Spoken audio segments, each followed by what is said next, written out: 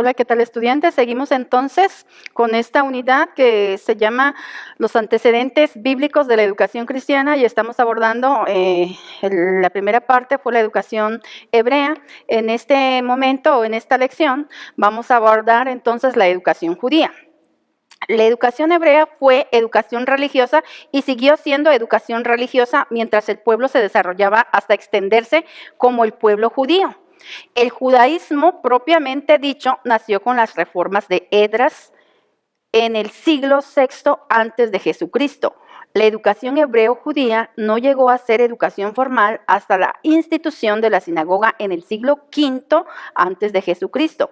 La palabra escuela tomó un lugar donde se enseña a los niños y aparece hasta en el Nuevo Testamento. En el Antiguo Testamento no vamos a tener esto. Entonces, una pregunta que siempre los estudiantes se hacen es que ¿cuál es la diferenciación entre educación hebrea y educación judía? Pues la educación hebrea, ¿verdad? Es la educación autóctona del pueblo hebreo. Y la educación, o sea, la nación judía o los judíos nacieron a partir de las reformas entonces de Esdras en el siglo VI. Entonces es cuestión de tiempo.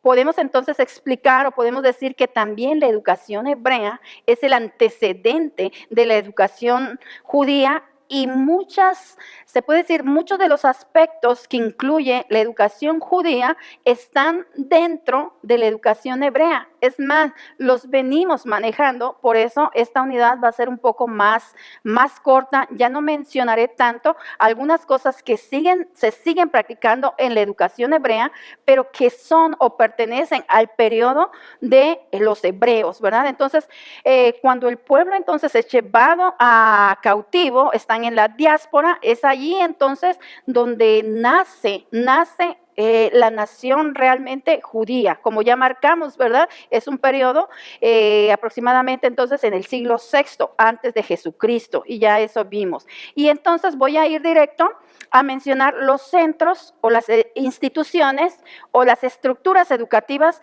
del pueblo entonces judío. Entonces, una de ellas que está dentro de la educación hebrea, pero que acá la vamos a mencionar, es la sinagoga. Dice que al encontrarse en Babilonia, sin su templo, la sede de su relación con Dios, entonces los judíos tuvieron la necesidad de desarrollar una alternativa para su sistema religioso, y tal alternativa tomó la forma de sinagoga.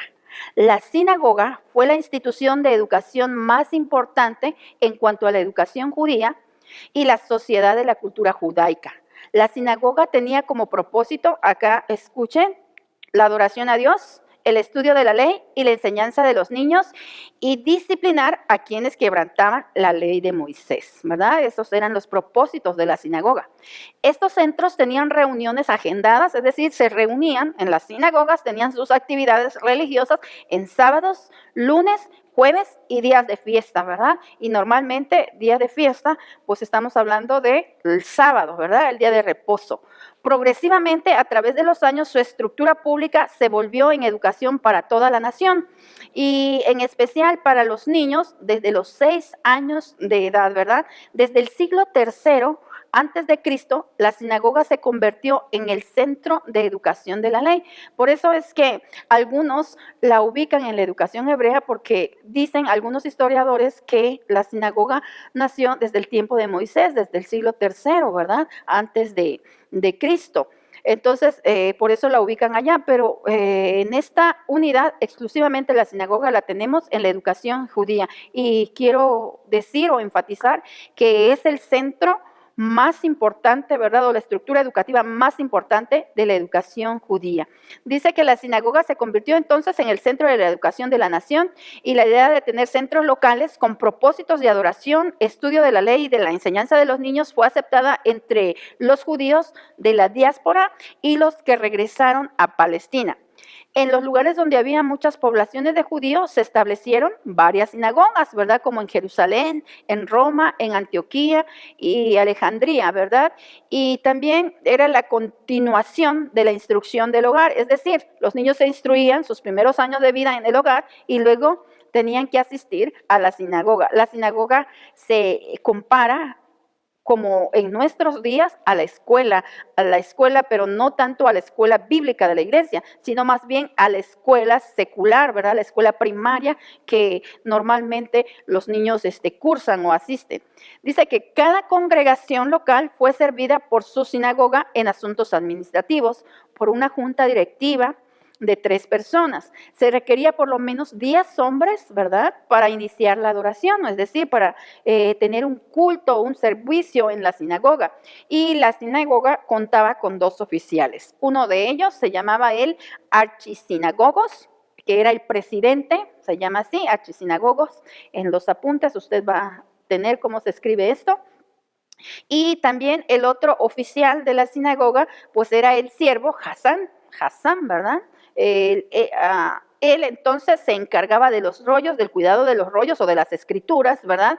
Y señalaba por orden del presidente las personas que eran escogidas, ¿verdad?, para participar en el servicio o en el culto. Y en ocasiones también el Hasán se encargaba de enseñar a los niños. Tome nota de eso, ¿verdad? Existía una relación muy íntima entre la ley, o sea, la instrucción, y la sinagoga. La sinagoga se responsabilizaba por la disciplina de las personas que quebrantaban la ley de Moisés. Y en el siglo I, antes de Jesucristo, ¿verdad?, la sinagoga se convirtió en la primaria pública de los niños judíos. Era lo que le decía, que más bien era la escuela primaria pública de los niños judíos. Algunos historiadores judaicos, como Josefo y Filón, decían que la sinagoga tenía sus orígenes desde el tiempo de Moisés, ¿verdad? Ya vimos entonces esto de la estructura educativa en la educación judía, que era entonces la sinagoga. Eso no quiere decir que el hogar se haya excluido, no, el hogar seguía siendo un centro educativo. También la escuela de profetas, más bien la escuela de profetas está también situada en esta época, ¿verdad?, de la educación judía propiamente dicha. Y también el templo, también podemos decir que acá sí el templo sí quedó excluido, y en vez del templo entonces ya entra lo que es la sinagoga. Entonces hablamos de escuela de profetas, del hogar y de la sinagoga, que al no tener entonces su templo porque estaban cautivos, la idea que surge es la sinagoga. Yo sé que esto es una idea muy general respecto de la sinagoga, pero si usted quiere más información, ¿verdad?, hay libros, ¿verdad?, hay los comentarios, un comentario o un diccionario bíblico, usted puede ir y abrir ahí en donde dice sinagoga, y pues le va a dar una información más detallada y más profunda, ¿verdad? Pero estas son algunas cosas importantes que yo quiero señalar. Sobre todo es que al no tener un lugar donde instruirse, entonces se opta por esta alternativa, la sinagoga. La sinagoga se llegó a llamar la casa del libro, era la escuela, era el lugar de instrucción. Entonces, lo que yo les comentaba, que había una relación muy directa entre la ley y la sinagoga. Entonces, la sinagoga también se le conocía así como la casa del libro o la casa de instrucción, porque ahí se enseñaba la ley y ahí los niños, ¿verdad?, aprendían acerca de la ley. Ok, vamos a continuar entonces con esta unidad y vamos a hablar, ya hablamos de los centros educativos, ahora vamos a hablar de los propósitos educativos en la educación judía. Recuerden mucho de la educación hebrea, porque estamos hablando de cuestiones nada más de tiempos, estamos hablando de tiempos más recientes cuando hablamos de la educación judía, pero mucho de lo que los hebreos autóctonos practicaban, pues al ser entonces llevados cautivos, lo siguen practicando, nada más que ahora su institución o su centro educativo es la sinagoga. Entonces, dentro de la sinagoga tenemos que habían propósitos, ya dijimos, la finalidad. La sinagoga entonces tenía como propósito la adoración a Dios. O sea, no tenían dónde llevar a cabo sus prácticas religiosas. Entonces los judíos dentro de la sinagoga mencionamos que se adoraba a Dios. Y dice que la sinagoga entonces fue el medio para que el pueblo judío desarrollara su adoración a Dios. Se requería, como ya mencioné, la presencia de 10 hombres, varones, no mujeres, para conducir un culto de adoración. El culto en la sinagoga incluía primero la confesión de un Dios, oración, lectura de las Escrituras e instrucción concerniente a la voluntad de Dios. las oraciones fueron elevadas con la misma regularidad que los sacrificios en el templo, ¿verdad?, en los días anteriores. Es decir, algunas de las mismas prácticas que tenían, los rituales que tenían en el templo cuando vivían en su tierra, ahora esas mismas prácticas son efectuadas aquí en las sinagogas. Es el caso de las oraciones, ¿verdad? Y también, igual que los sacrificios, como lo hacían en días anteriores. Y los servicios se realizaban, ya mencionamos, ¿verdad?, sábado, lunes y jueves y días de fiesta. Es bien importante que las sinagogas siguieron existiendo y existen en el pueblo judío hasta hoy, ¿verdad? Es interesante que cuando nuestro Señor Jesucristo inicia su ministerio, en los evangelios se narran que inicia su ministerio en una sinagoga, que fue ahí donde abrió las escrituras y comenzó a leer y dice que se cumple lo que la escritura dice. Entonces, el Señor Jesús todavía participó en las sinagogas y visitaba las sinagogas. El apóstol Pablo, ¿verdad? Entonces, en el Nuevo Testamento nosotros vamos a ver que habían sinagogas en varias ciudades principales e importantes, ¿verdad? Entonces, ¿para qué existía la sinagoga? Pues uno de los propósitos era la adoración a Dios, ¿verdad? Entonces, el segundo propósito, la instrucción en la ley. La instrucción general básicamente incluía lectura y exposición de las escrituras. No se permitía la recitación de memoria de las escrituras, a pesar de que todo el mundo las memorizaba, pues se temía que el texto sufriera alteraciones. ¿Te acuerdas que te dije que los judíos tenían que memorizar grandes porciones, ¿verdad? Por ejemplo, de Génesis, desde su capítulo 1 hasta el 5, ellos practicaban mucho la mnemotecnia, pero cuando en la sinagoga había que participar, no se les permitía decirla de memoria, porque se podía dar este peligro de alterar, ¿verdad? Alterar lo que la Torá o la ley dijera, ¿verdad? Y usted recuerda ese dicho que no debe pasar ni una tilde de la ley. Entonces, para evitar eso, ellos no memorizaban, no la decían de memoria, sino que entonces leían. La lectura se hacía en el idioma hebreo, idioma original, y luego se traducía, en el idioma hebreo, y luego se traducía al arameo, que ese sí es el idioma original o la lengua vernácula de los hebreos. Y tales traducciones, ¿verdad?, llegaron a ser una tradición oral y tomaron una forma escrita. Y a esas traducciones del hebreo al arameo, a esas traducciones que se contaban y se decían, ¿verdad?, se les llegó a llamar Targum en el siglo V después de Jesucristo. En los tiempos de instrucción había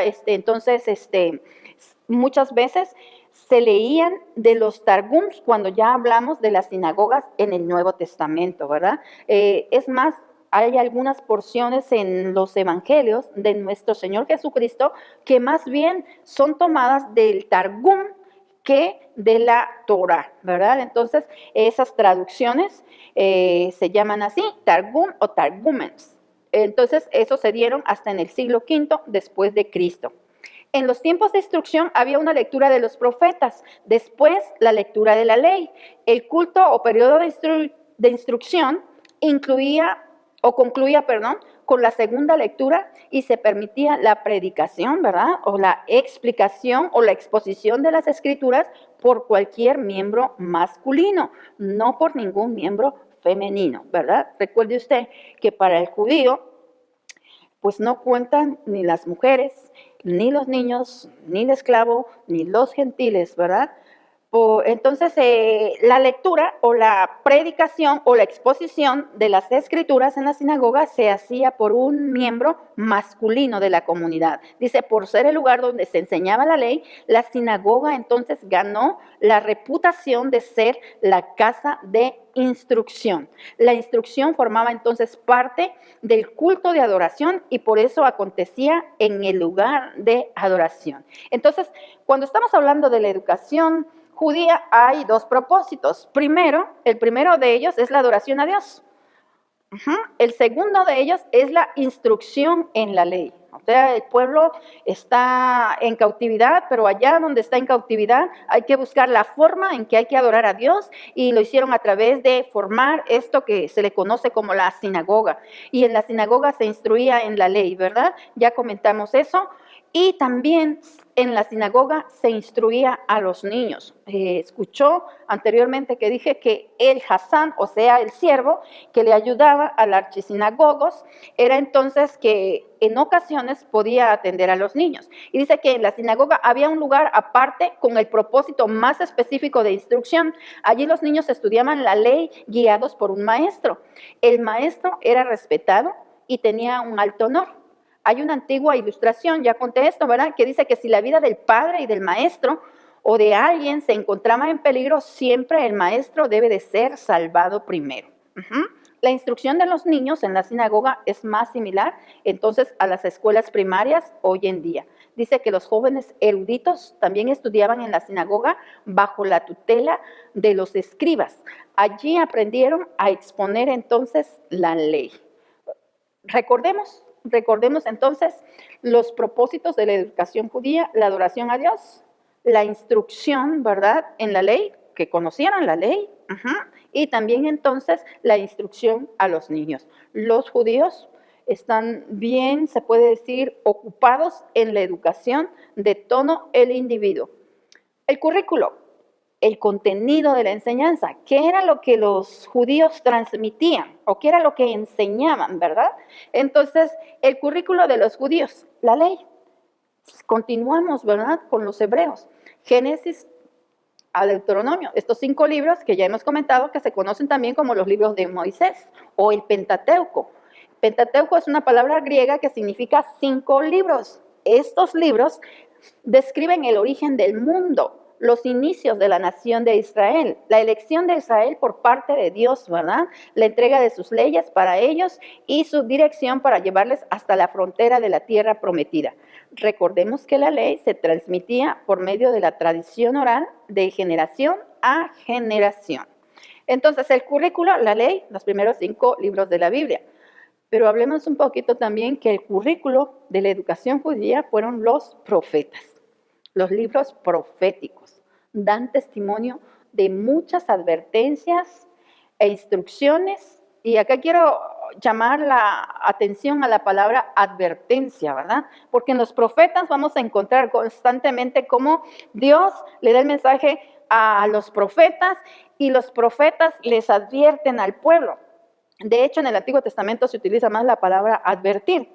Y la palabra advertencia, cuando vamos al latín, vamos a encontrar que educación, la educación viene del latín, que es educare, y significa entonces dar a luz.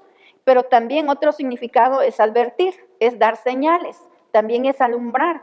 Entonces acá se puede decir que los profetas daban señales, daban a luz, o alumbraban o daban instrucciones, pero no solamente señales, luz, instrucciones o advertencias como estoy mencionando, sino también daban a conocer las promesas que Dios envió a Israel a través de ellos, ¿verdad? Sus divinos, entonces, podemos decir, sus divinas, se puede decir, revelaciones, o sus mensajes, ¿verdad? Ellos eran los portavoces de lo que Dios quería comunicar entonces al pueblo judío. Y hoy en día, pues nos comunican a nosotros cuando nosotros nos dedicamos, ¿verdad?, al estudio, a la meditación de lo que son los libros proféticos. Dice que un profeta entonces es alguien que es enviado de Dios con una profecía, es decir, un mensaje de parte de Dios. Podemos ver al profeta Jeremías, ¿verdad?, como Dios le llama, ahí en Jeremías 1, 4 al 10. Entonces el profeta es el agente, o es el agente es el profeta, y su mensaje divino es la profecía, es decir, el mensaje que entrega es la profecía que nosotros tenemos. Recordemos que en la historia del pueblo de Israel también existieron, ya lo he mencionado, las escuelas o comunidades de profetas. Eso se ve allá en Primero de Reyes 18:4, también lo vemos allí en el capítulo 19, en el capítulo 20, 35, no voy a leer, ¿verdad? Por cuestión de tiempo. Segundo de Reyes también, vamos a ver de las comunidades de profetas o de las escuelas de profetas. Ahí en Segundo de Reyes capítulo 2, 3 al 7, en 15, Segunda de Reyes 15, también tenemos ahí, ¿verdad? También tenemos allí en el capítulo 5, 22, en el capítulo 6, 1 y en el 9, 1. Esos grupos fueron conocidos, ¿verdad? Por la música que les acompañaba en su adoración itinerante. A eso le llamamos la escuela de los profetas, por su comportamiento también excéntrico y por su valiente proclamación de la verdad al desobediente Israel, ¿verdad? Es lo que nos dicen algunos de estos pasajes. Esos grupos o esas escuelas de profetas también fueron conocidas por la capacidad dada por Dios para predicar el futuro, explicar sueños o tener acceso a otra información oculta, ¿verdad? Eso lo vemos ahí en 1 de Samuel 9, del 19 al 20, en Ezequiel también 8, en Daniel 2, 27 y 28. Entonces los profetas denunciaron a Israel y a las naciones que estaban alrededor o vecinas por su desobediencia a Dios. Lanzaron también amenazas de juicios, ¿verdad?, a las naciones. Y también lanzaron también promesas, no solamente eran ahí amenazas de juicio, sino también promesas de bendiciones. Dice que en ocasiones profecías específicas relacionadas con batallas, por ejemplo en Daniel 11, o con gobernantes en Isaías 45, o también profecías en relación con la venida del Mesías, como es en Miqueas, ¿verdad? Miqueas 5, 2 al 3. Entonces, el currículo o el contenido de la educación judía pues fueron los profetas. Y recordemos, nosotros tenemos ahí los profetas mayores que nosotros en nuestra Biblia, ¿verdad? Denominamos así, pero nosotros los hemos dividido así o los clasificamos así, ¿verdad? Profetas mayores, y es por el volumen, ¿verdad? Por el volumen, Isaías, Jeremías, ejemplo de ellos, y profetas menores también como Jonás, ¿verdad? Joel, los tenemos clasificados así por el volumen de sus escritos, ¿verdad? Los clasificamos así, pero para los judíos simple y sencillamente eran los profetas. No hay tal división. Esas divisiones, así mismo como la inclusión de los capítulos y versículos, son hechas posteriormente, ¿verdad? Ok, entonces estamos hablando del currículo de la educación judía. Y ya hemos hablado la Torá, ya hemos hablado de los profetas y ahora vamos a hablar del tercer currículum, que se llama entonces los escritos. Dice que desde tiempos antiguos los judíos han organizado sus escritos sagrados en tres divisiones principales: la ley, o sea, la Torá, los profetas, Nebim, y los escritos, Ketubim. Los primeros 5 libros de la Biblia hebrea son los mismos que en el Antiguo Testamento cristiano que nosotros conocemos, los libros de Moisés o la ley. Después de eso, el orden cambia notablemente y en ocasiones múltiples libros aparecen agrupados. El último libro en la Biblia hebrea es Segundo de Crónicas. Jesús alude al orden tradicional judío de las escrituras hebreas en Lucas, no lo voy a leer, Lucas 11, 49 al 51. De acuerdo al orden canónico judío, la Biblia hebrea comienza con Génesis y termina entonces con Segundo de Crónicas. Jesús también hace referencia a la triple división del canon judío cuando hablaba de la ley de Moisés en los profetas y en los salmos. Normalmente los salmos, como son la literatura más amplia, ¿verdad? Allá en Lucas 24, 44, cuando Jesús está diciendo la ley de Moisés en los profetas y en los salmos, también los salmos se traducen entonces como los escritos. Entonces para los judíos es así: la ley, los profetas y los escritos, no como nuestras divisiones o clasificaciones que nosotros entonces manejamos. Entonces, a veces, ¿verdad?, se referían a la sección de los escritos usando sencillamente el nombre del libro más utilizado en esa sección, que es el libro de los Salmos. Cuando la Biblia hebrea se tradujo al griego y al latín, los libros comenzaron a aparecer en un arreglo más temático, del que viene en nuestro orden de la Biblia en español, ¿verdad? Entonces tenemos un orden más temático. Por eso nosotros tenemos así, se puede decir, esa división. Pero entonces el currículo de la educación judía era la ley, los profetas y los escritos.